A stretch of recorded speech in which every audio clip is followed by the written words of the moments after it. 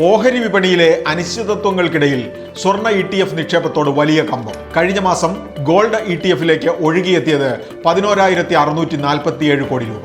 അതേസമയം equity mutual fund നിക്ഷേപം 6% കണ്ട് കുറഞ്ഞ് 28,000 കോടിയിലേക്ക് താഴ്ന്നതായും association of mutual funds in India.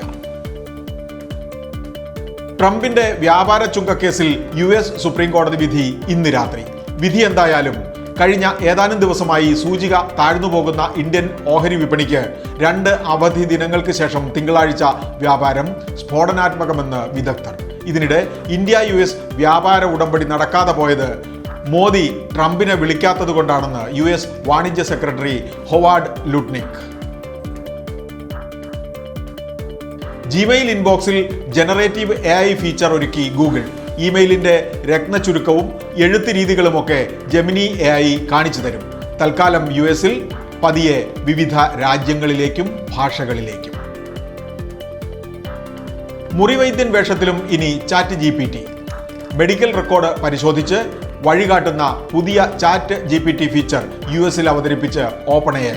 രോഗനിർണയത്തിനോ ചികിത്സയ്ക്കോ അല്ല ഈ സേവനമെന്ന് വിശദീകരണം. അതേസമയം സ്വകാര്യതയുടെ ഉത്കണ്ഠകൾ പ്രകടിപ്പിച്ച് വിമർശകർ. തായ്ലൻഡ് യാത്രക്കാർക്ക് പുതിയൊരു ആകർഷണ കേന്ദ്രം തയ്യാറാകുന്നു.